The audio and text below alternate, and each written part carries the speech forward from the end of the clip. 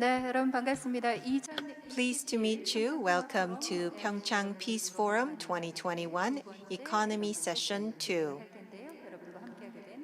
I am Moon Sori. I will be leading you throughout the session. Due to COVID-19, we have more participants joining us online rather than offline.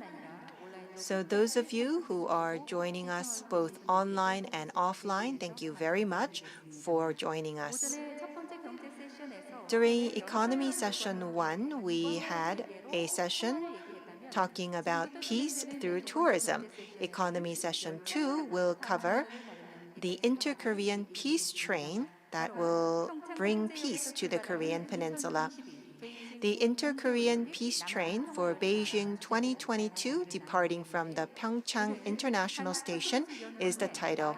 We have with us President Na Hee-seung of the Korea Railroad Research Institute, who will moderate the session.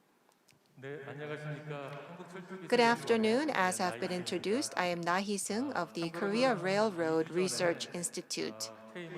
I retired 2 weeks ago, and currently I am continuing my research concerning the Inter-Korean train at the Institute. The topic for this session is the Inter-Korean Peace Train for Beijing 2022, departing from the PyeongChang International Station. We also look forward to the Gangwon 2024 Youth Winter Olympics, as well as the joint Olympics to be hosted in Seoul and Pyeongyang together, which we will hope will be realized in the future. And so, how are we going to conduct these mega sports events based on peace and also based on the infrastructure of trains? Let me take this opportunity to introduce our speakers to you. Because we have a hybrid session, I believe that I will also need to introduce our session to you before we go into the presentation. As speakers, we have 3 presentations, and we have 1 panelist who will discuss this topic. I am one of your speakers. I will be speaking under the topic of Inter-Korean Peace Train departing from PyeongChang International Station. The second presentation will be on GTI. We have with us the Director of Greater Tumen Initiative, Mr. Andre Samordin. He will talk to us about peace economy through the Inter-Korean train. And the third speaker is Professor Lee Jung-chul of Sungsil University's Department of Political Science. He will talk to us about the peace economy for the future through the Inter-Korean economic cooperation. We also have with us member of the National Assembly, Mr. Jin Sung-jun. He will discuss the Inter-Korean peace train as well as the future of the peace economy. He will share with us his precious thoughts. Let me take this opportunity to introduce our session. As you see in the program, our session will cover the following. 100 years ago, we were the start of the Eurasian train. And if we are able to connect Korea with North Korea, then we would be able to dream of extending it beyond Pyeongyang to Beijing, Moscow, and also to Europe. The departure station for future generations should be here in Pyeongchang, recognizing that peace can finally arrive when the Inter-Korean train departs. The 2 Koreas should swiftly resume the Inter-Korean Railway reconnection project. This year requires a more active and creative approach. With the agreement of the North, both Koreas have become a member of OSJD, Organization for Cooperation of Railways, and the Congress will be held in Korea. The 2 Koreas should promptly refurbish existing lanes and start running trains to Beijing and Moscow.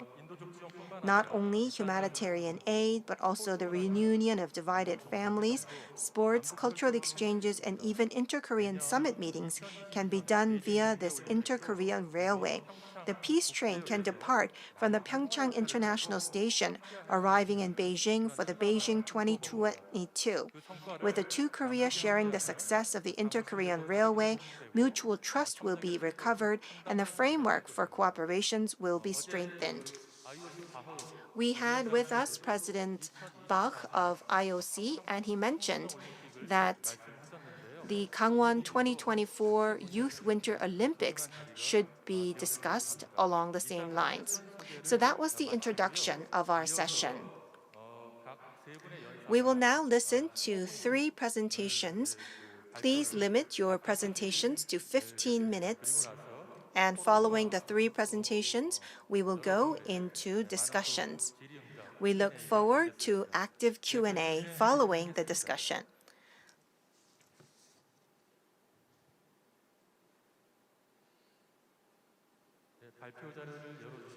Could you open my presentation slides, please?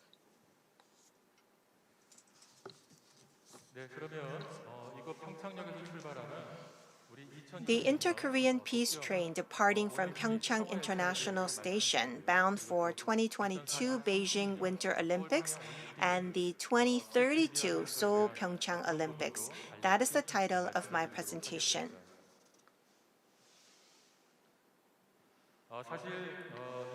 Well, actually, if we go back 22 years, for the first time after the Korean War, we had the first inter-Korean summit.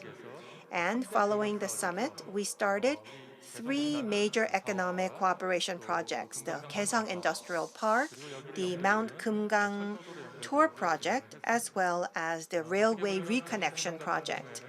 The Kaesong Industrial Complex development was an opportunity to have jobs for 50,000 North Koreans. And we also had 1 million square meters of land where we could accumulate experience for future economic cooperation projects. So that was an example of a small peace economy community. And in Mount Kumgang, we had a tour project, and that is one of the most successful economic cooperation programs. We actually had up to 40,000 tourists going to Mount Kumgang, but after the land route was opened, 300,000 tourists went every year. So a total of 2 million tourists visited Mount Kumgang tour area.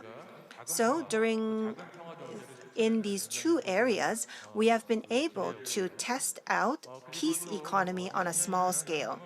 It's been 20 years since then. Now we dream of the new economic scheme of the Korean Peninsula.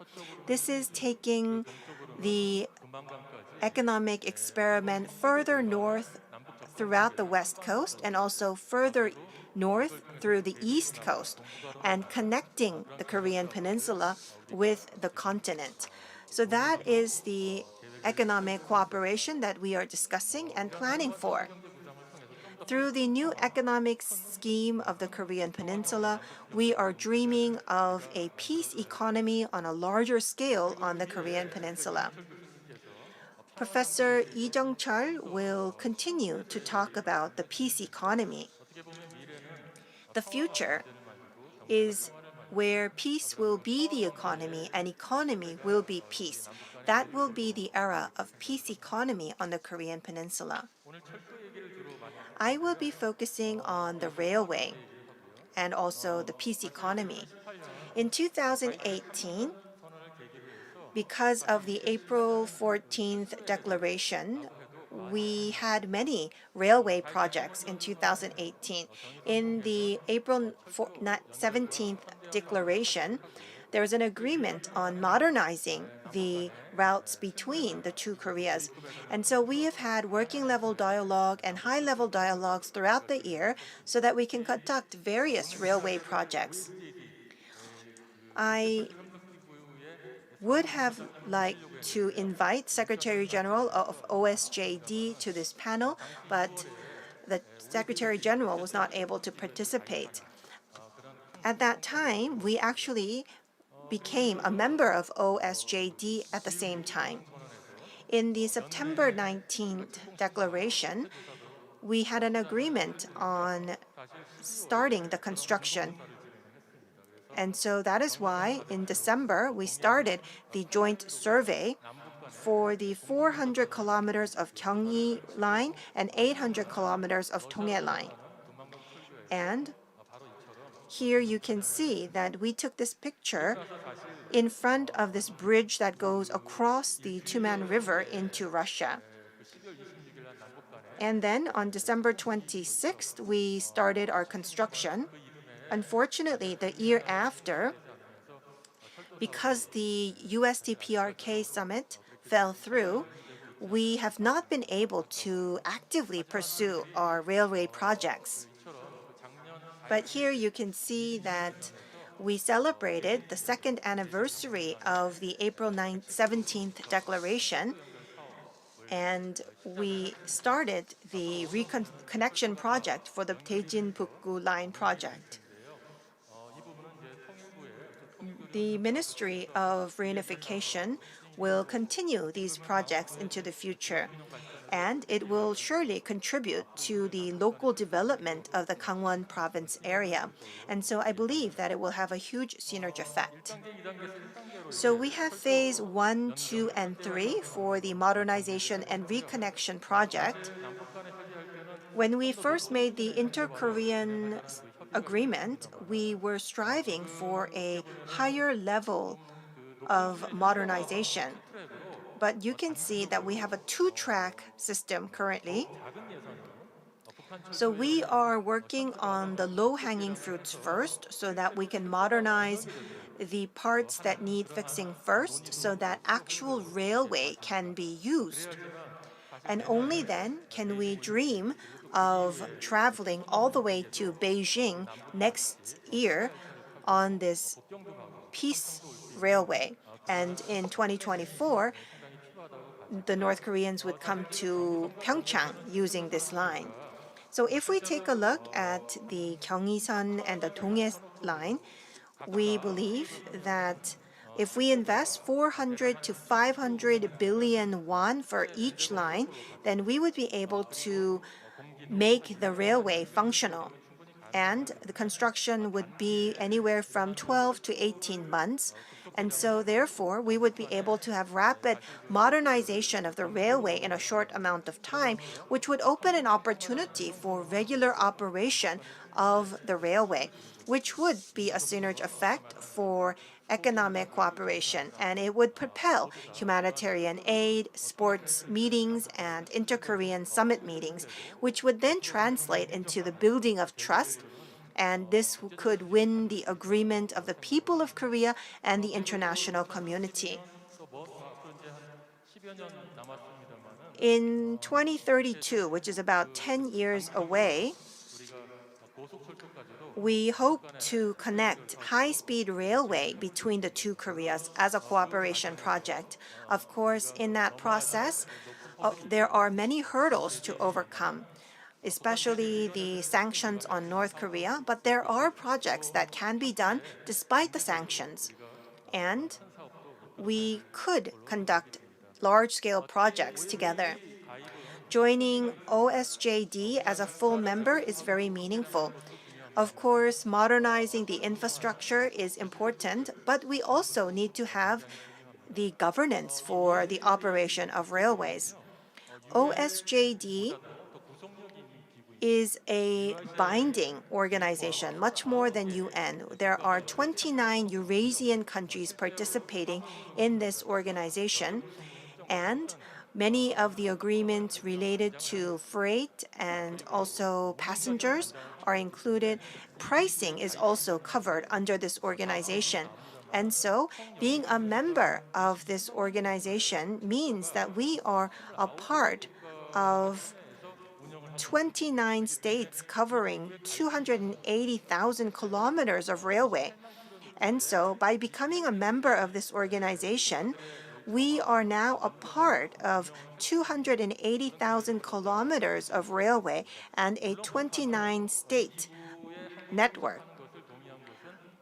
North Korea agreed that South Korea should become a member of this organization and vice versa, which means that North Korea is looking forward to operating inter-Korean trains. Even under the sanctions on North Korea,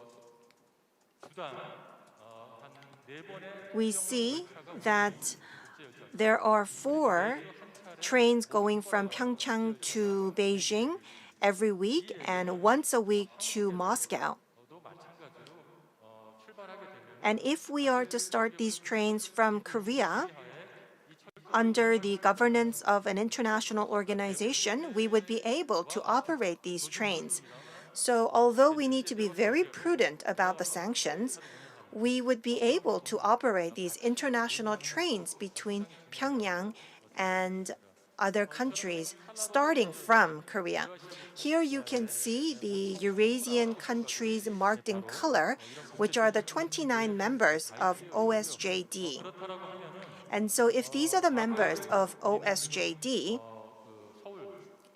in the past, Seoul Station was the starting point for the international line being connected to Russia and Europe. It's been 100 years since then, and we need to accelerate the connection of rails between Korea and North Korea, and we are to hold the OSJD meeting here in Korea, and we hopefully will be able to conduct trial projects connecting PyeongChang with North Korea via the railway. And so, in reality, we would be able to have trains starting from Seoul to Beijing or Seoul to Moscow. It is very possible. The topic for this session is related to the Olympics. In 2008, there was the Summer Olympic Games in Beijing. At that time, we had hoped to have a joint spectator group of the 2 Koreas, and we had hoped to ride the same train into Beijing. But unfortunately, in 2008, we were not able to achieve this dream. Next year, we will have the Beijing Winter Olympics, and so once again, we look forward to agreements between the 2 Koreas so that the 2 Koreas can start from PyeongChang, traveling to Seoul, to Pyeongyang, and to Beijing on the peace train. We look forward to the Inter-Korean peace train arriving at the 2022 Beijing Winter Olympics, which would be very meaningful. In the September 19th declaration, there was an agreement to bid for the 2032 Seoul PyeongChang Olympics, and legislation was prepared last year to conduct these activities. We hope that the 2 Koreas can work together on the hosting of the 2032 Seoul PyeongChang Olympics. If we could have a joint hosting of the Olympics, what would be the effect and what would be the future that we could look forward to? Well, when we host the Olympics, first, we can look forward to becoming one of the sports powerhouses in the world. And second, we would be able to boost the brand image of the nation, which would then translate into higher brand images for industries and businesses. And so, if we take a look at countries that have hosted the Olympic Games, we always see that there is an economic boost for tourism and trade. The third effect that we can look forward to is that if we are able to co-host the Olympics with North Korea, it would be even more meaningful.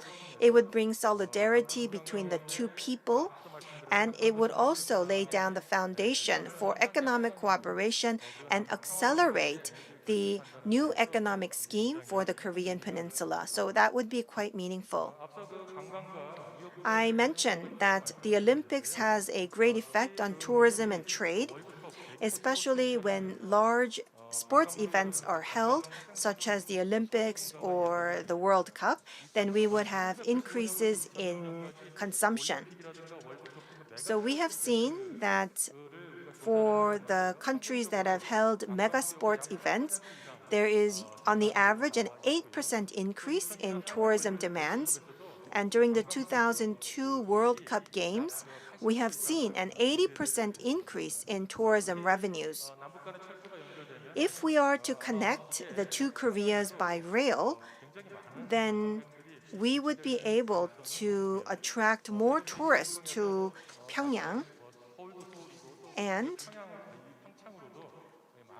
also more tourists to Seoul and PyeongChang. Of course, we need to have connection of the two railway systems.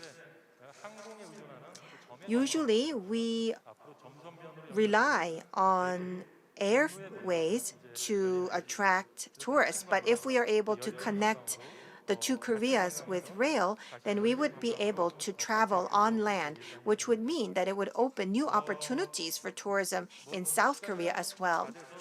I think I'm almost out of time, and I've not been able to cover all of my slides.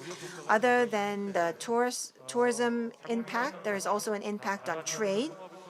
And through solidarity between the people, we would be able to boost productivity as well as national interest. Especially for developing countries, the economic effect of the Olympic Games is maximized. This is the same for Korea, China, and Japan. During the Tokyo Olympics and the '88 Seoul Olympics and in the 2008 Summer Beijing Olympics, we each hosted the Olympic Games, and after hosting the Olympic Games, we have been able to enjoy economic benefits. And within the next 5 years, we have had the doubling of the per capita income in all three countries. And if we could have a co-hosting of the Olympics with North Korea, we would be able to improve the image of North Korea around the world, and we would also be able to facilitate exchanges and qualitatively and quantitatively improve the relations between the two Koreas. So I have covered the Olympics, and in reality, next year and in 2024, when we have the Youth Winter Olympics, we hope to see the Inter-Korean Railway connected so that we can use these railways for the athletes and spectators to travel to PyeongChang and also Beijing. And related to the Olympics, railway is an important infrastructure, especially high-speed railways. Concerning the Gyeonggi line, we would be connecting Seoul to Siniju, which is a little bit less than 400 kilometers. But if we could connect this with the high-speed railway, then we would be able to connect our rail with the 35,000 kilometers of rail in China. And we would also have a single network connecting Seoul, Beijing, and Pyongyang. And we would be able to have a one-day zone for these three countries. Currently, we can travel to PyeongChang in an hour by rail and 5 hours to Beijing. And if we are able to add high-speed railways, then we would be able to travel even faster, which would bring the cities closer together, facilitating the exchanges between people, as well as the exchange of goods. This would mean that 10 billion people would be able to travel together. Elon Musk is currently talking about Hyperloop, which are trains that can travel at more than 1,200 kilometers per hour. Korea is also developing relevant technologies. This is not from science fiction. In 10 years, we would be able to see trial projects, which would mean that we can bring down the distance between Seoul and Pyongyang to 15 minutes, and it would only take 2 hours from Seoul to Beijing by train, and it would definitely boost the local economies where the train passes through. So here you can see that if we have a high-speed network, what would be the impact in Northeast Asia? And so the Moon administration is discussing the East Asia Railway community, and the interconnection between the two Koreas would definitely be a stepping stone for such a railway community. This brings me to the end of my presentation. Thank you.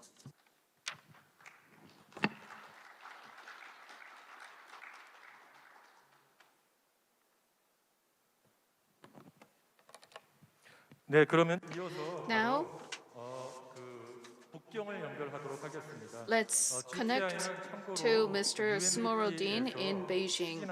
GTI was an evolution of the Tumen River Area Development Program launched by UNDP, and this is a critical initiative in this region.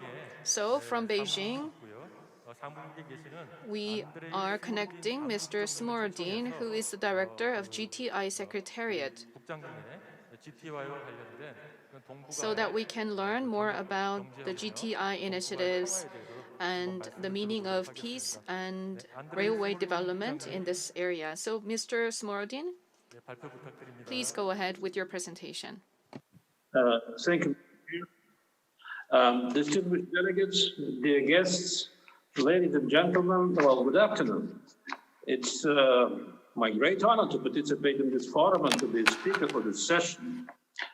In my today's presentation, I'd like to make a brief introduction to the history, institutional structure, current status of the GTI, as well as touch upon some ongoing and potential projects and initiatives in the GTI region, which might contribute to the advancing of the concept of peace economy, and in particular, the reconnection of the inter-Korean railways. So the GTI, as was mentioned, was launched by UNDP as the Tumen River Area Development Program, or briefly TRADP, in 1991 to promote economic cooperation in the Tumen River area. In 1995, the member countries, namely Democratic People's Republic of Korea, China, Mongolia, Republic of Korea, and Russian Federation, signed an agreement on the establishment of the TRADP Consultative Commission at Vice Ministerial level to officially launch to the intergovernmental mechanism. This agreement was extended in 2005, and the TRADP was renamed as the Greater Tumen Initiative. While remaining administratively supported by UNDP, the GTI evolved into a regional intergovernmental cooperation platform driven by member countries and with an extended geographic scope, target areas, and strengthened institutional structure. In order to financially support the operation of the GTI Secretariat and fund basic activities of GTI, the GTI Common Fund was established by member countries in 2008. Shortly after, unfortunately, in 2009, the DPRK withdrew from GTI because of different reasons, including Pyongyang's state against UN Security Council sanctions. In our work, we are following the directions agreed upon by the GTI Consultative Commission and reflected in the GTI strategic action plans. The current version of such a plan is for the years 2021-2024, was endorsed at the GTI Consultative Commission meeting held last year under the chairmanship of the Republic of Korea. For the past few years, the GTI member countries, among other issues, have been exploring opportunities of a legal transition into a member-driven, independent, intergovernmental institution covering the Greater Tumen region and Northeast Asia, which should further improve our institutional and operational capability. The decision-making institution of the GTI is a consultative commission composed of vice ministers, level officials, representing each member country. The national coordinators are responsible for coordination between the Consultative Commission with line ministers and Secretariat. The Secretariat is to provide support and execute the decisions of the Consultative Commission. As for now, we have 6 sectorial boards and committees to strengthen cooperation and coordination on policies and projects implementation in the priority sectors, as well as 4 affiliated platforms. In 2005, 5 priority sectors, namely transport, tourism, energy, investment, and environment, were identified by the Consultative Commission. In 2007 to 2010, respective intergovernmental structures, namely boards and committees, were created to coordinate sector-specified activities and projects. Later, in 2011-2016, several affiliated platforms of the GTI were established, namely the Northeast Asia Local Cooperation Committee, in order to strengthen local economic cooperation and central local coordination and dialogue.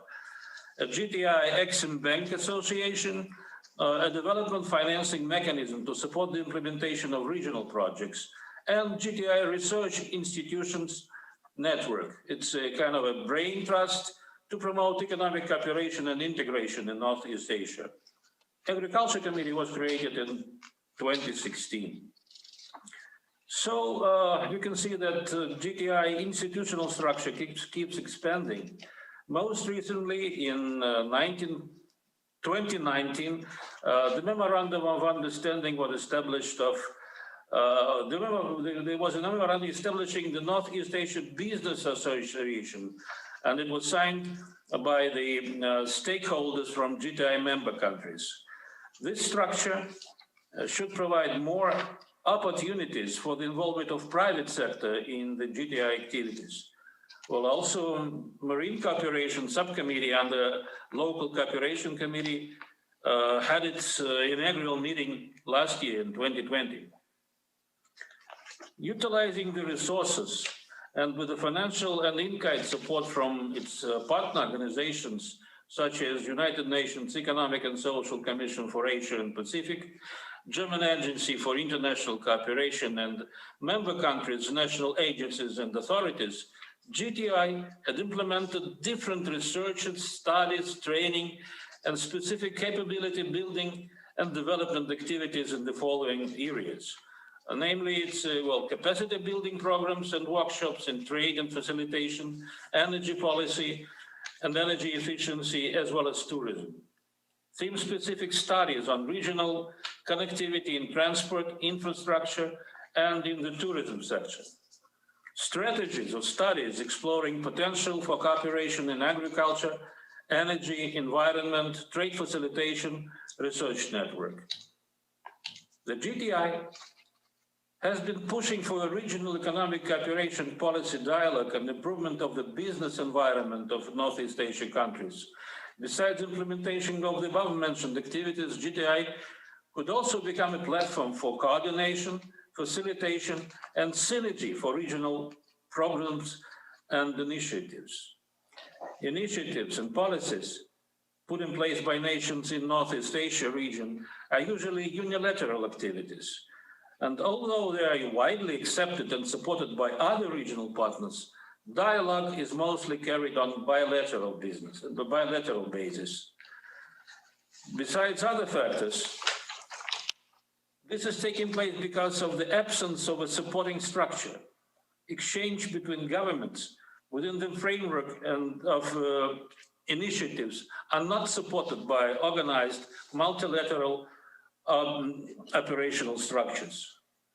Providing the demand from our members, the GTI, as a readily available structure could serve as a platform for dialogue, professional exchange, and facilitation for coordination and development of regional projects and programs stemming from these initiatives. GTI could also enhance its role in infrastructure development by unfolding potential for financial mobilization of the existing affiliated platforms. Northeast Asia Business Association, Exim Bank Association, cooperation with multilateral development banks, other partners, and of course, private sector. In order to implement this concept, the function of initial project development should be added to the GTI Secretariat. Well, frankly, we are exploring such an idea, but this may involve additional financial burden to the GTI budget and, of course, needs for increased human resources at the Secretariat. We stay committed to the involvement of all Northeast Asia countries in GTI activities, providing full geographic coverage, which would enhance regional economic integration and build up potential for realization of larger scale initiatives and projects in the region. Developments in the peace process on the Korean Peninsula, including the potential connection of inter-Korean transport routes with the Eurasian Railroad network, should contribute to enhancing the peace and regional integration in Northeast Asia. We're also convinced that such a development will be conducive to the realization of the GTI and its members countries' consistent desire and hope that DPRK consider rejoining the GTI at its earliest convenience.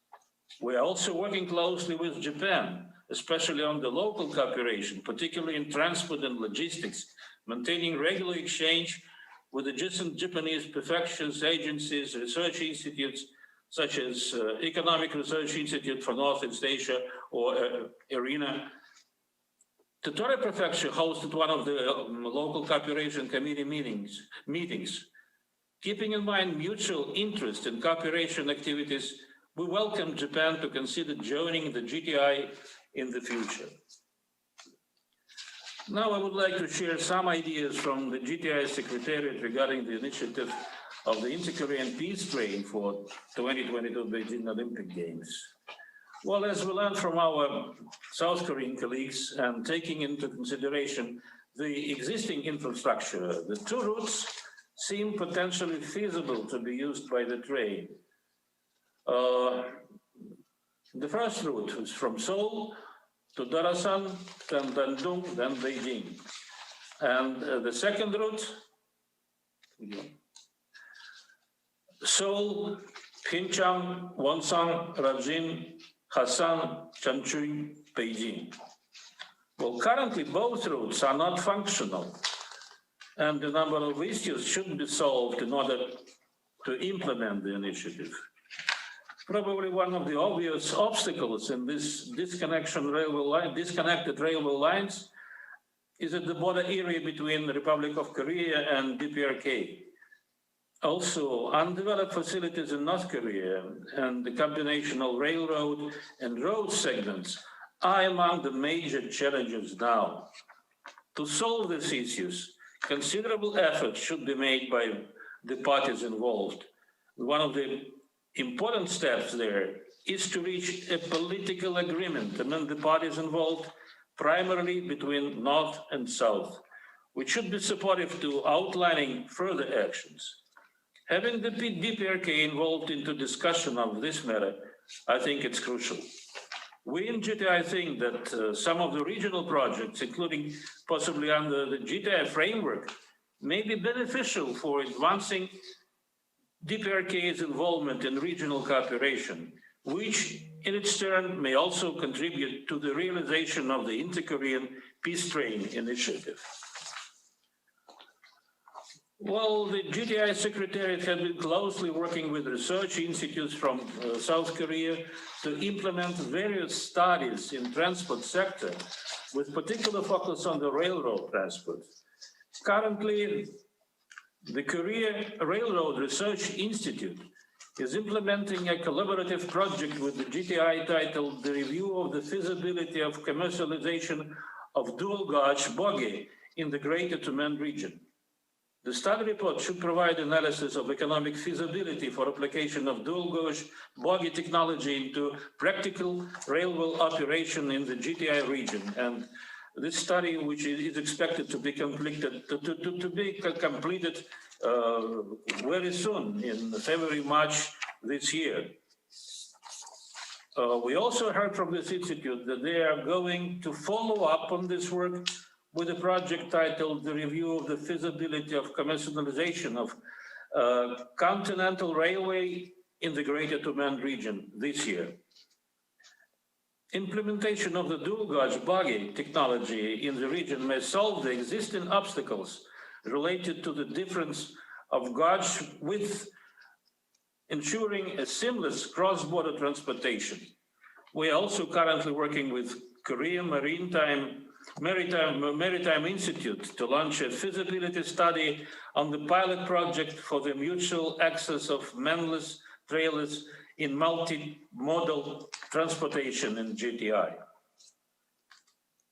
There are some examples of so-called hot projects and initiatives between GTI member countries and DPRK. Well, I would like to mention the Rajin Hassan project.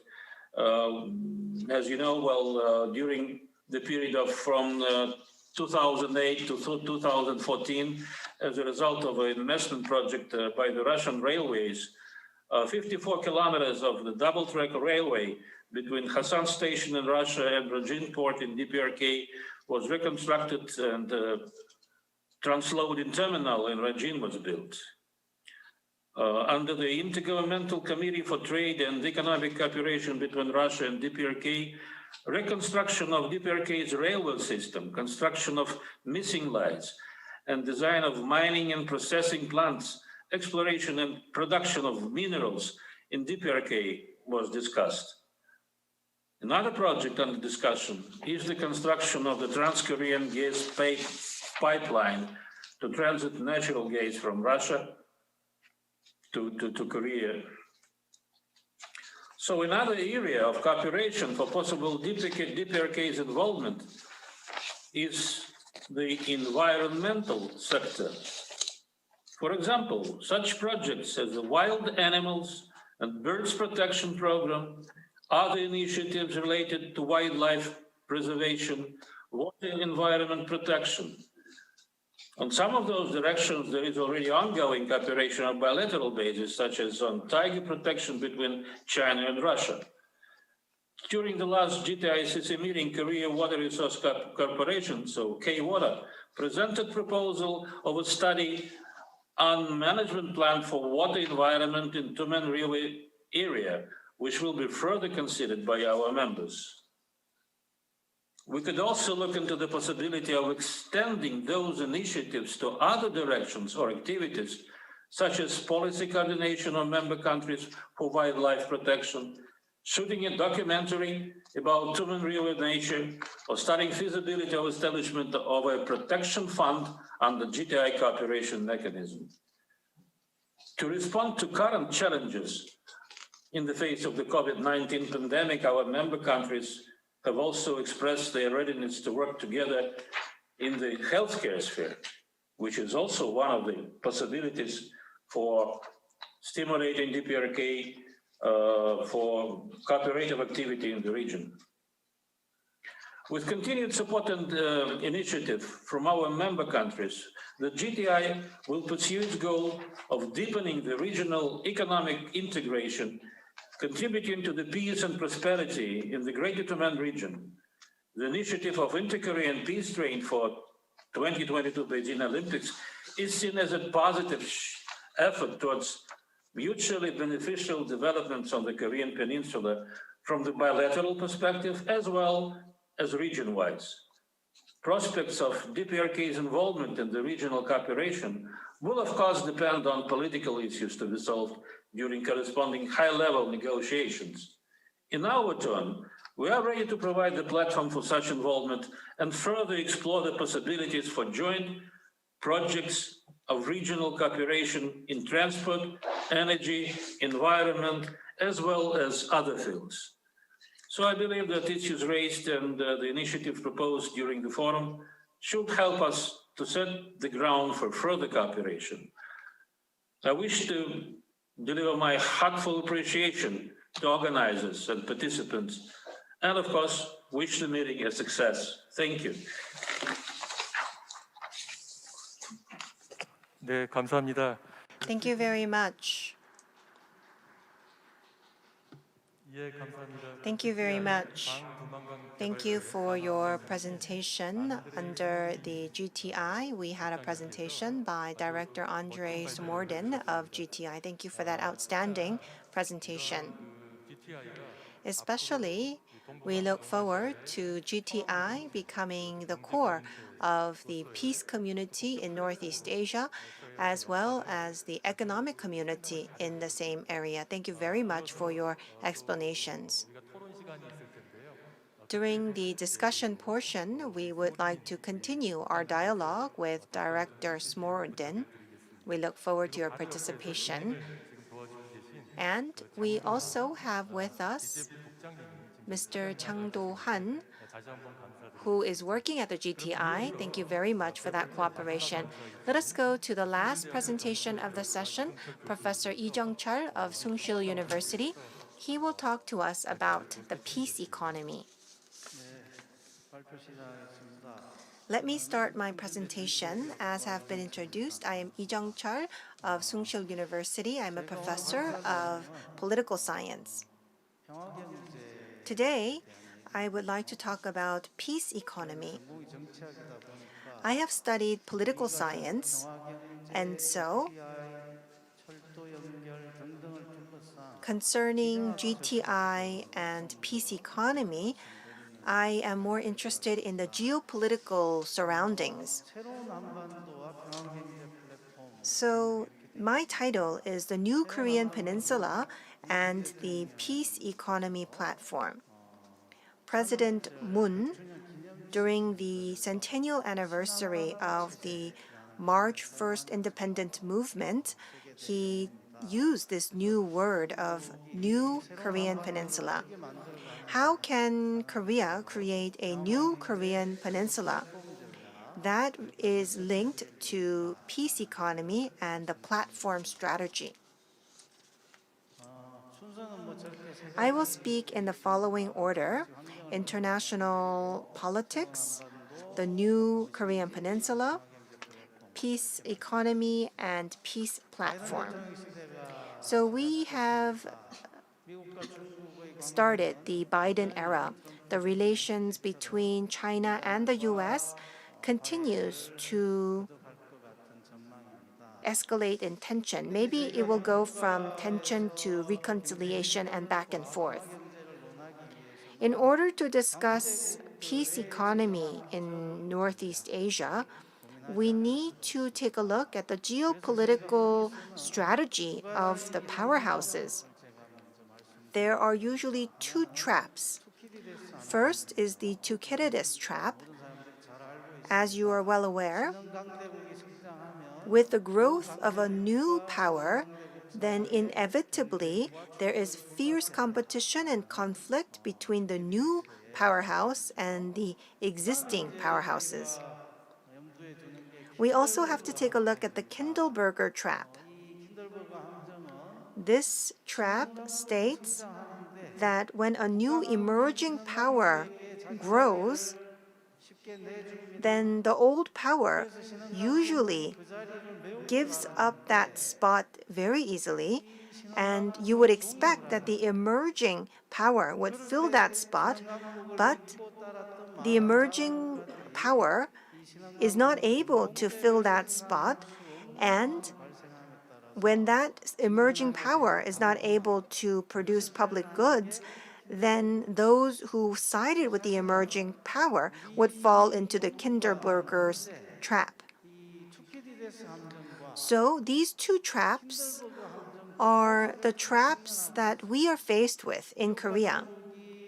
The US and China, they are in conflict over power, and when that happens, what do we need to do? At the same time, will China become the hegemony in East Asia? And what if they're not able to produce public goods? So we inevitably need to take a look at these two traps, and these two traps are the most important premise for geopolitics in East Asia. And I believe that the new Korean Peninsula system And the platform strategy is what we need to overcome these two traps. Unlike the past, East Asia can no longer afford to maintain the status quo. All things are changing very quickly in East Asia.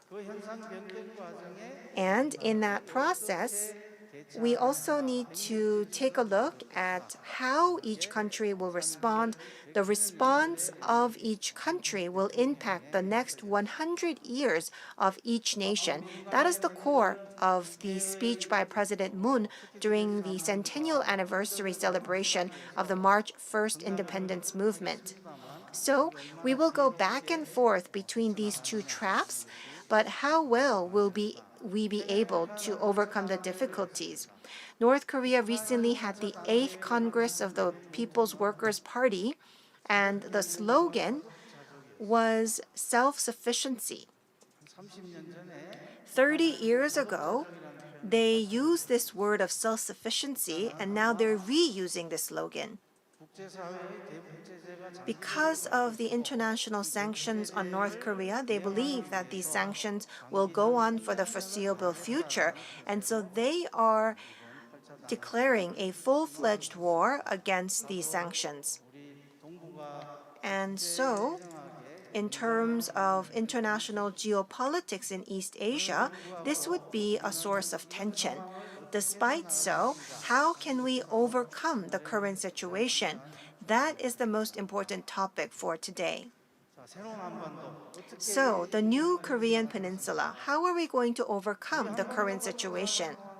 If we take a look at the situation of the Korean peninsula, there are three possible scenarios. The first possible scenario is that the US and China will be in conflict, and all countries in East Asia will be divided into those who side with the US and those who side with China. This will be the new Cold War scenario. And when this happens, Korea will inevitably become a part of the US-Japan-Korea network. That would heighten tensions. The second possible scenario is that the US and China, they would divide power amongst themselves, and they would have the strategy of divide and rule. So the two powers, they may look like they are engaging in war, but they would continue to negotiate to divide and rule. 100 years ago, we have already gone through this experience.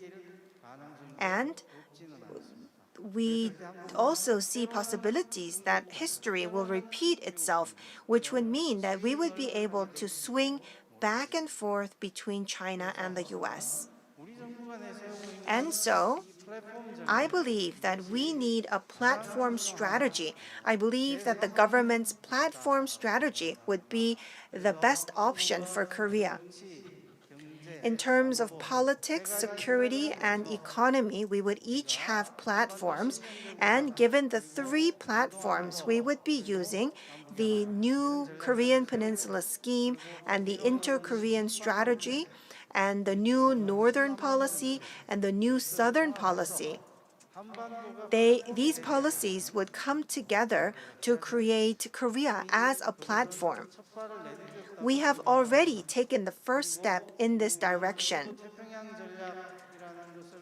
The US has their Indo-Pacific strategy, and this is pressuring Southeast Asia. China is using their One Belt, One Road policy to look for a new way to secure hegemony. But depending on what we do, this could be a platform of peace or it could be a platform of competition. Do we have that power? President Moon's speech during the centennial anniversary of the independence movement, he mentioned we should not go back to the last 100 years. We need to create a new 100 years. So it was indeed a speech that draws the picture for the future. In 2019, during the speech, President Moon talked about two virtuous cycles. First, the virtuous cycle of peace and economy, and second, the virtuous cycle of inter-Korean relations and international order. And so, we need to create a virtuous cycle of peace and economy. We all need to become pioneers together. The 2018 PyeongChang Winter Olympics was indeed an opportunity to showcase that this virtuous cycle would be possible. And so, in 2019, we were able to have the new initiative for the new Korean Peninsula scheme. And so we are here today because we are looking at the platform strategy, which is about Korea becoming the center of multilateralism in Northeast Asia. Well, there are several presidential speeches that I could quote from, and you can see on the screen that I have quoted from about two. One thing that I would like to mention is that in Oslo, in 2019, President Moon talked about peace for the people. And under this title of Peace for People, he talked about active peace that changes everyday lives. And this is the concept of peace dividend.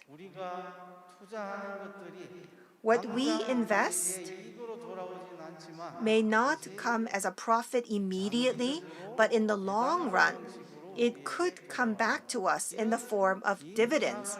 And so when we have that long-term perspective, a platform can be created.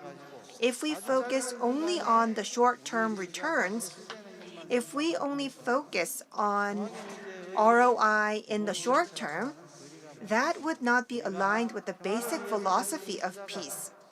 Investments into peace will have returns in the long run. And that is the concept of peace dividend. Peace in our everyday lives. We're not looking for peace in some far-off project, but we are looking for peace in our everyday lives. That is peace for people. More recently, we started to hear the word life community. The Korean Peninsula is now a life community. It's a peace community, bringing together people, the environment, and humanitarian cooperation, as well as culture. And we would be able to expand the grounds for our platform. In conclusion, let me talk to you about peace economy. As you're well aware, this is a poster from John Wick. This poster says, if you want peace, prepare for war. This is a very important quotation from Veritas. In Korea, as Professor Moon Jung-in has always mentioned, if you want peace, you need to prepare for peace. That is more relevant in Korea. I could really relate to that statement by Professor Moon. We should not be preparing for war, but we should be preparing for peace. The Korean Peninsula gave birth to the September 19th military agreement, and that gives us a new form of peace, or K-peace. This is peace built on peace. And so, the new scheme for the Korean Peninsula and the September 19th military agreement started K-peace. And peace economy is possible on a global level. We do have tension between the two Koreas. We do have concerns, but despite so, on the Korean Peninsula, the September 19th military agreement is still kept in place, and the initiative for the new economy is still relevant. President Moon recently proposed various options for peace economy between the two Koreas. And so we need to work together as the people of Korea, as a nation, for K-peace models. And we believe that it will bear fruit in the near future. Professor Kupchan wrote this book, How Enemies Become Friends. That is the title of his book. In this book, enemies are not left as enemies, but they are made into friends. Someone needs to take that first step towards peace. That is the most important source of peace by Professor Kupchan. We always talk about reciprocity. If I move, you have to take a step too. That reciprocity cannot turn enemies into friends, according to Professor Kupchan. So, the side that really wants peace should take action first. One party has to take action first. And when that happens, then peace is not based on stopping war, but peace will be based on turning enemies into friends. That is the most important part of his book. We need to be able to trust the other party, and in order to do that, you need to take action that will make the others trust you first. And the peace economy model is in line with this preemptive action for peace proposed by Professor Kupchan. Here you can see the map for the new economy on the Korean Peninsula. When we help North Korea, you should not think of it as a waste. But if we think of it as an investment for peace in the future, then we can take a step towards peace. I visited Pyeongyang in 2018, and I saw this performance by North Koreans. And they drew trains from Pyeongyang to Busan, and they depicted scenes of connecting people across the Korean Peninsula. We were all inspired, and we welcomed this message. I believe that all people from South Korea to North Korea could relate to this statement. I am sure that all of you can relate to this as well. I don't know what will happen to the Tokyo Olympics planned for July, but the Beijing Olympics will definitely become a peace Olympics following the PyeongChang Olympics. Beijing Olympics is just a year away, and at that opening ceremony, we want to be inspired again as we were inspired during the opening ceremony of PyeongChang. We need to plan for 2022. Of course, in the next year, we could have tensions, but we need to make efforts to overcome these difficulties. And when we do so, we would be able to make sure that the Korean Peninsula becomes the center of the Beijing Olympics, just as we were the center of the PyeongChang Olympics. This is a picture that I received from Director Na, and this is something that I always show my students. The geopolitical situation that we imagine does not look like this. This is what it looks like. From Seoul to Moscow, railways will be connected, and when that happens, the distance between Seoul to Moscow will not be this distance, but this will be the distance. Joining hearts goes hand in hand with connecting infrastructure. We need to take that first action for peace, make that first investment for peace. When that happens, then this natural geography can become this humanitarian geography. That is the peace from railway, and that is the future of Northeast Asia depicted by the peace economy. And this will create a life community and economy community on the Korean Peninsula. Thank you.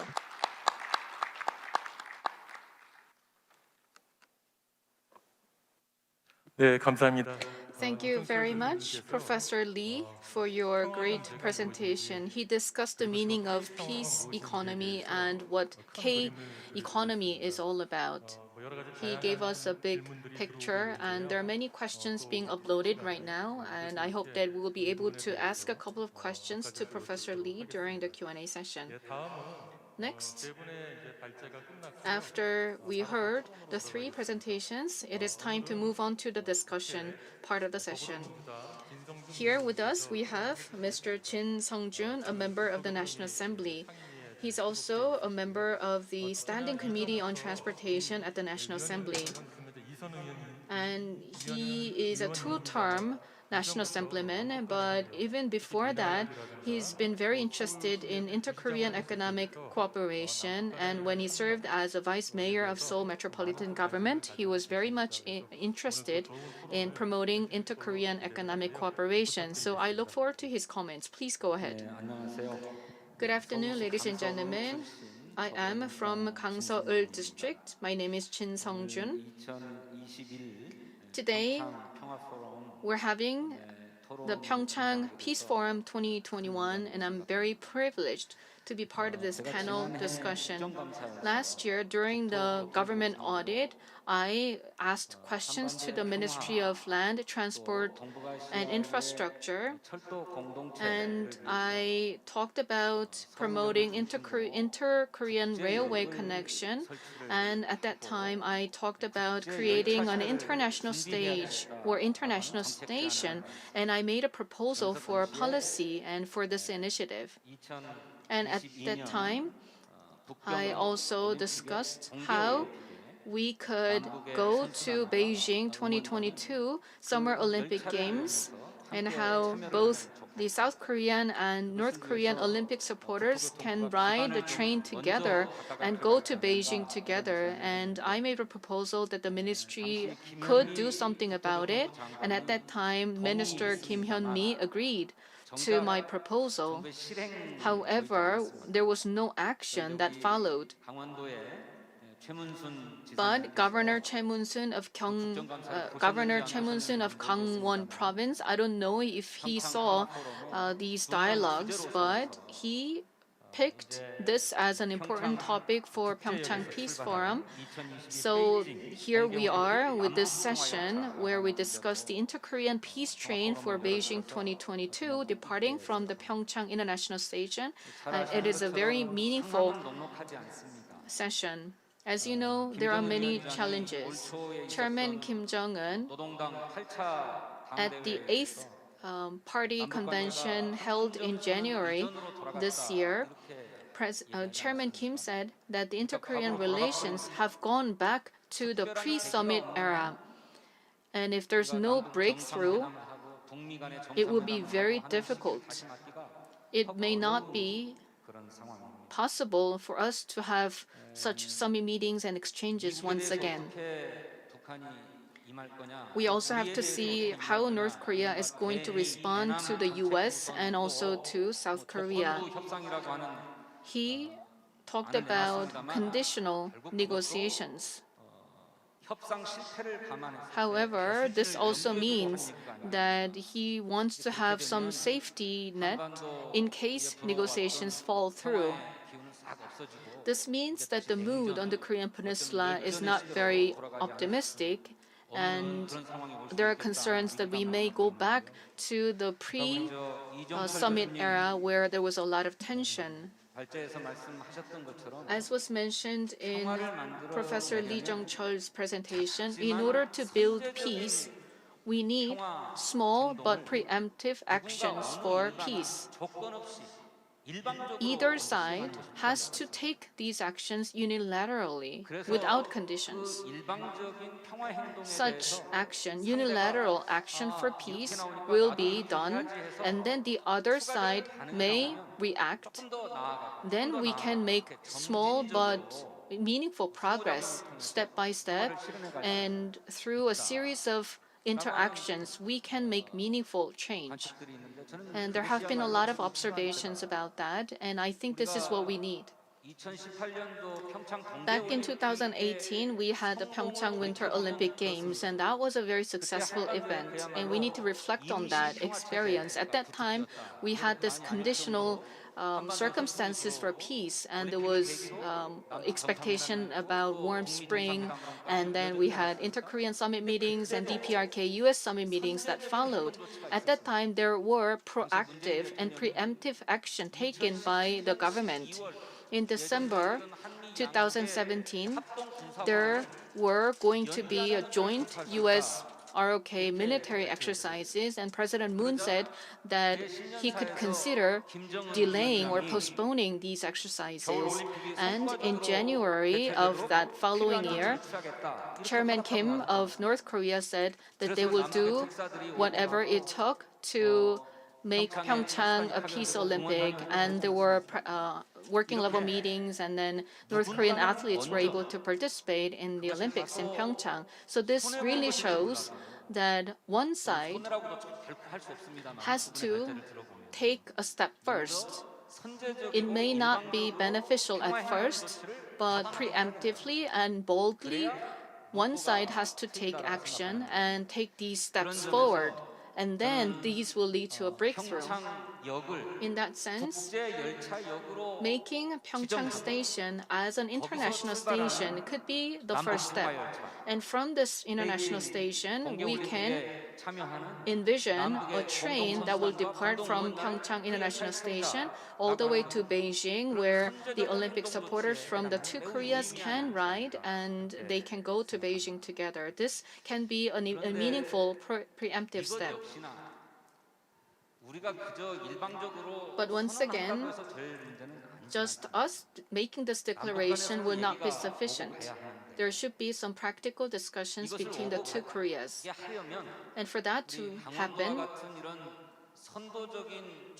Gangwon province and other municipalities can make bold moves, but at the same time, the government has to facilitate and coordinate between DPRK and the US. Just like the case of postponing US ROK military exercises before the Olympic Games, we can do something like that. In March this year, exercises are going to happen, but due to COVID-19, there are many constraints.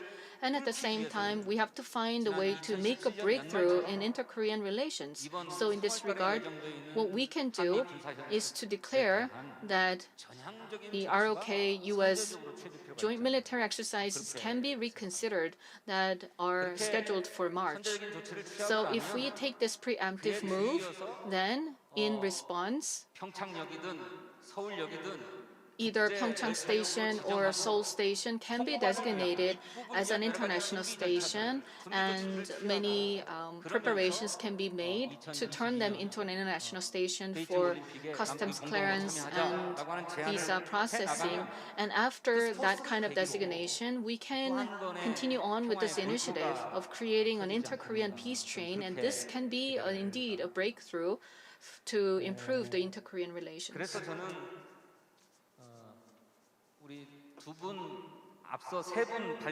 So in that sense, I would like to ask questions to the speakers. First of all, to President Na,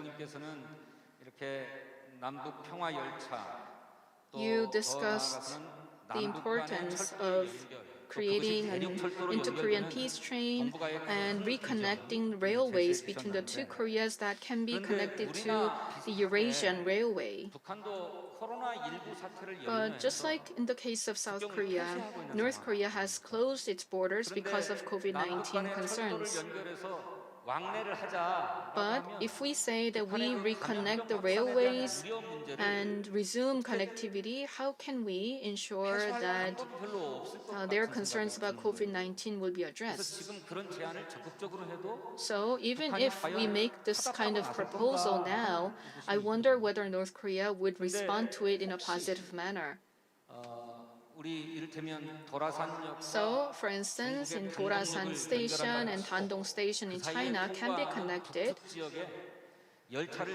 and then trains may not stop inside North Korea and just pass through the North Korean territory.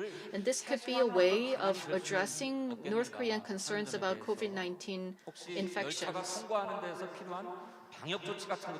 And we may also apply disease control measures for this train so that there will be no COVID-related concerns. So that was one idea. And to Mr. Smordin, I would like to ask a question in Korean, so please understand. In the Greater Tuman Initiative, in 2009, North Korea withdrew from the GTI because of UN sanctions. I believe it is crucial for DPRK to come back to GTI. Whether it is GTI initiative or reconnecting railways between the two Koreas, whatever that is, the participation of DPRK is crucial. But this is not easy because of all these sanctions imposed on DPRK. There may be talks and there may be some planning and preparations. We can do all of these things. However, implementing our ideas and proposals may not be easy because of the UN sanctions.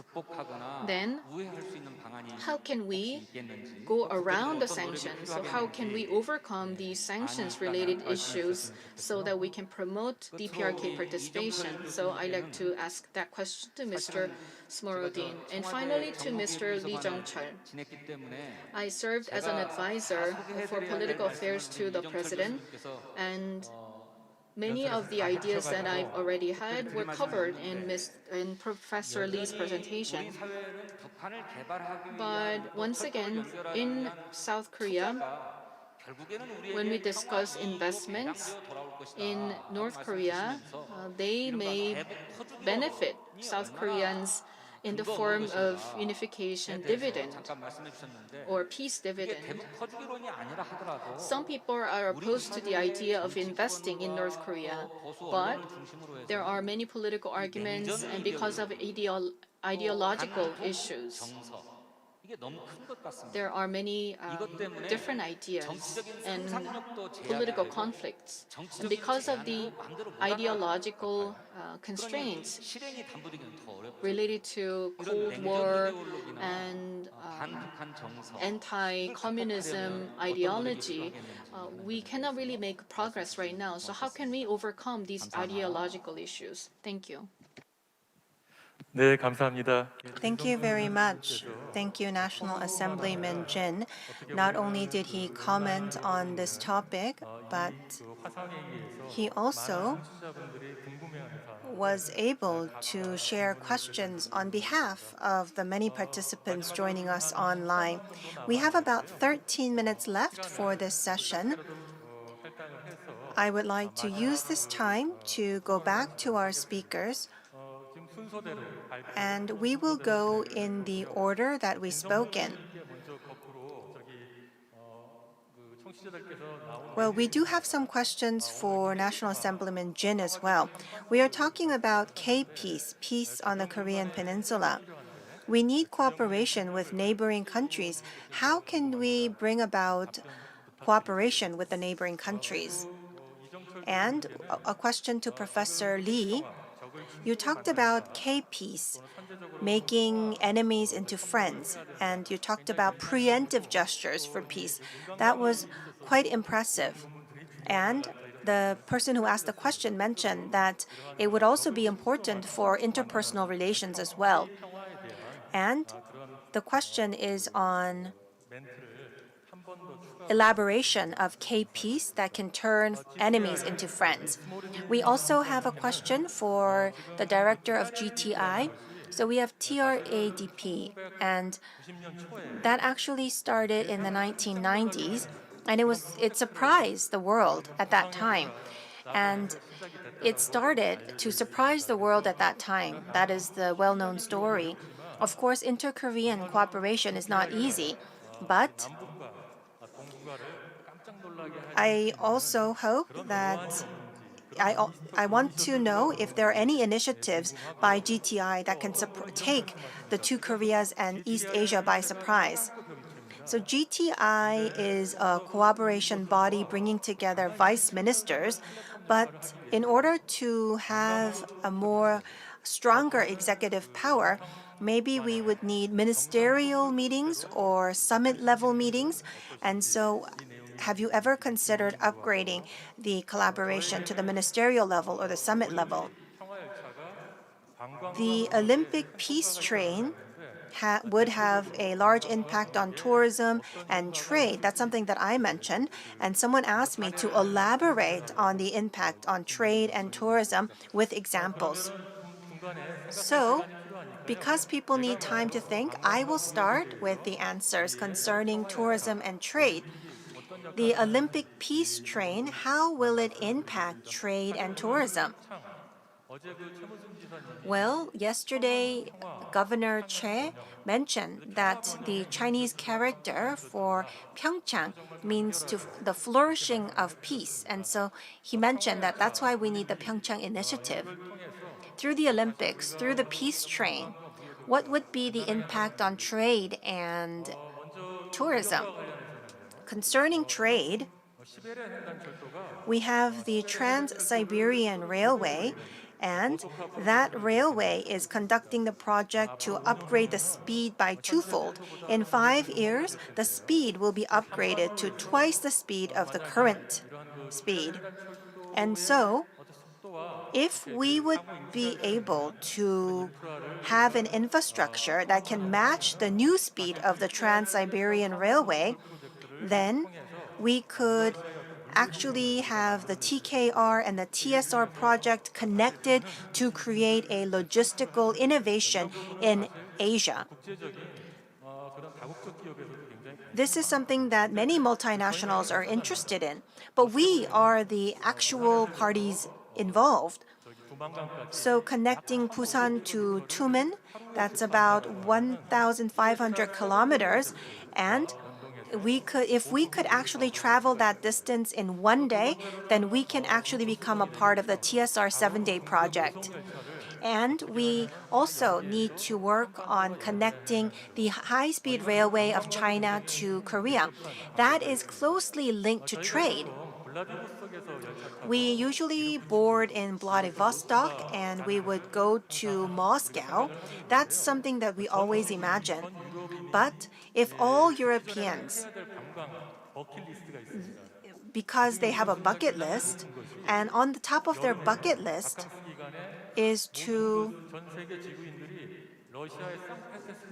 visit St. Petersburg in Russia during the holiday season, and they would be able to go all the way from St. Petersburg to Moscow, and then go down to Mongolia, and then back down to Beijing. And many Europeans take this route, and we interviewed many of the tourists taking this route, and we said, if we connect the train between the two Koreas, and we said, if you could take the train all the way to Seoul, what would you do? 10 out of 10 people mentioned that they want to visit Pyeongyang. If we are able to connect the two Koreas with train, that actually means that we can open a new corridor for travel. And this travel would not stop at Beijing, but that actually would continue to Pyongyang, Seoul, and PyeongChang. And they would go home back on the plane from the Incheon International Airport. And so we can create these new projects by connecting the rail.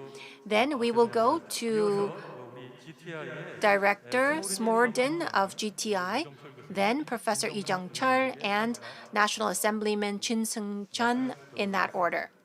네, 스모르딘 국장님 부탁드립니다. Mr. Smordin, please go ahead. Yes, thank you. All issues on Korean Peninsula, starting from peace, coming back to economic cooperation, they mainly depend on the two parts of the Korea to find a common language to speak. And of course, the return of North Korea to the work of the Secretariat of GTI could be kind of a facilitating a step to more involvement of North Korea into regional economic, transport, cultural, environmental, tourism, all such kind of activities.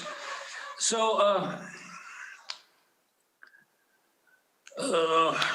what we are trying to do, we are trying to not convince, but to produce an example of advantages to our North Korean partners for returning to the participation in all these activities, which are, by the way, are not prohibited by the UN sanctions. It is not covered by the sanctions. So the return of North Korea to the work of the GTI Secretariat and revival of its activity within the scope of activities of GTI Secretariat. It's not a political issue. It's more kind of a goodwill issue.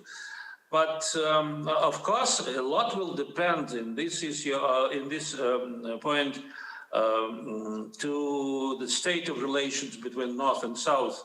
And without a substantial move towards negotiated peace on the Korean Peninsula, the return of the DPRK to the GTI Secretariat would be not that easy. Coming back to the issue of upgrading the level of meetings between present-day stakeholders of our entity, it's not that easy because it's not the organization, it's an intergovernmental structure which is actually acting under the auspice of the UNDP.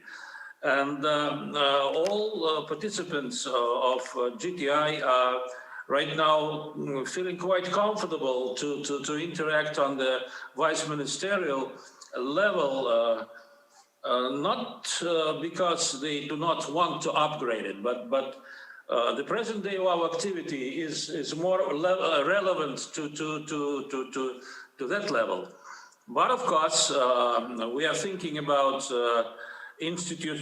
further institutionalization of our entity, and if such a development will be positive, well, maybe in future we'll come to the issue of upgrading our meetings, but it is not the issue for the coming foreseeable future. But in general, it could be considered as one of the ideas. So on its turn, the GTI, what depends on us, as I already mentioned, we are facilitating mechanism, and we are ready to do whatever depends on us to make contacts between North and South easy. And we think that it should be a step-by-step decision, a step-by-step way of solving this issue. And as I already mentioned, there are some totally unpolitical issues where it is quite easy to try to involve DPRK participating in our activity, especially in wildlife preservation, as I mentioned, and the issue of the birds, the issue of wild animals, and such kind of activity. Because, well, you know, well, that that's the region where it is very important to have a multilateral cooperation with these issues, because that's the place where a lot of birds are staying during the winter time, you know, and they're flying to and forth without noticing that there are some borders existing, and so such kind of sectoral cooperation could be quite conducive for more broad contacts between all states of Northeast Asia, DPRK including. So that's what I wanted to mention. Thank you. 네, 스모르딘 국장님. Thank you very much, Director, for your response. 잠깐 진선중 의원님께서 사실은 National Assemblyman Jin 열차 부분을 말씀해 주셨는데 did mention 사실 뭐 현재 a statement concerning COVID-19, and Korail in Korea is working our best to do disease control, and up until now we have not had any cases of confirmed COVID-19 cases contaminated through the rail. Of course, currently, there are no trains going through national borders in this area, and there are no trains going into North Korea currently. And so we look forward to COVID-19 improving, but we could use other technologies such as antivirus filters. And so operating peace trains with North Korea will be considered along these lines. Professor Lee? National Assemblyman Chin talked about the ideology and the sentiments between the two Koreas. So there are many hurdles that we need to overcome. Well, I think this is because we always picture ourselves to be a small nation. For the last 75 years, we have always talked about what a small country we are. And I think President Moon is now working to overcome that premise is by having that 100-year plan for the next century. So if we say that the Iran issue is more important than North Korea, then people would just nod. But for the U.S. and the elite in U.S., North Korea is a very important issue. When President Obama turned his office to President Trump, he mentioned that the North Korean issue is the most important issue. But that is not being open to the public. I believe that the Korean Peninsula is a very important issue globally, and what we need to do is to overcome the view of seeing ourselves as a small nation. Then we would be able to overcome sentiments saying that we are giving to the North and it's becoming a waste, or the issues of ideology, K disease control, K peace. We have this series of K things, and now we have the K generation. The K generation have global mindsets, and so they are the generation that do not picture themselves to be from a small nation. And so that's why I believe that our future is bright and we are able to overcome the sentiments of anti-communism. Cooperation in health and sanitation, North Korea has criticized that it's not important, but what is important is preemptive action for peace. And we need to persuade North Korea along the way in order to pave the new path for peace on the Korean Peninsula. If we're able to do that, then we would be able to create new peace on the Korean Peninsula. Thank you. Thank you. Finally, I'd like to ask Mr. Chin to say a few words.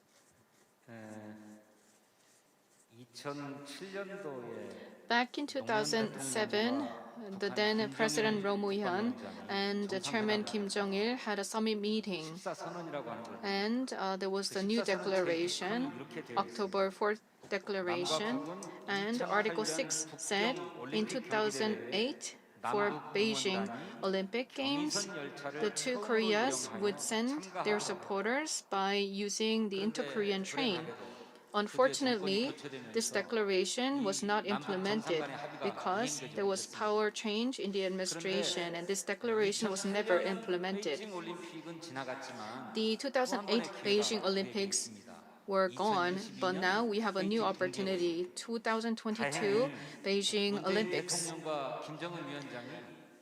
Chairman Kim Jong-un and President Moon Jae-in met in 2018, and at the Panmunjom Declaration, the two leaders said that the two Koreas would pursue agreements that were made on October 4th of 2007. So now when the two Koreas make this determination, then I believe that it is possible for them to implement this plan to send their Olympic supporters by using the inter-Korean railway. And this is something that should be initiated by one side more preemptively. There are surrounding nations on the Korean Peninsula, and there have been very active proposals to take some control over the railway through the Korean Peninsula. For instance, all the way to Najin and Seongbong, the Trans-Siberian Railway can be connected to Rajin-Seongbong, and this proposal was made by Russia. And for China, there is going to be a high-speed railway to Dandong, and from Dandong to Pyeongyang, there can be a highway constructed with China's money. And recently, there are talks about underwater tunnel between Japan and Korea, and some politicians are making proposals to build railway connection between the two Koreas. So it is about time for us to make a preemptive gesture and take preemptive action to gain hegemony and gain control over this inter-Korean railway. This session, I believe, is the beginning, and I hope that there will be a second or third round of discussion so that we can implement this in reality. The PyeongChang Winter Olympic Games were very successful, and when the inter-Korean relations were sour, Gangwon Province continued on with sports exchange with youth soccer games, and I believe that's the power of Gangwon Province. And in carrying out this project of inter-Korean peace train, Gangwon Province can do its part, and I look forward to that. Thank you. Thank you very much. We are pressed for time. We have 4 gentlemen on the panel. Thank you very much for your proposals, especially for the PyeongChang Initiative. The PyeongChang Initiative for Peace and Prosperity, I hope, can be announced at the PyeongChang International Station next year, and I hope a train can leave from PyeongChang all the way to Beijing next year. And I hope that this will become the start of the PyeongChang Initiative for Peace and Prosperity. Thank you very much to Director Smorden for your participation despite the distance. Thank you very much and Happy New Year.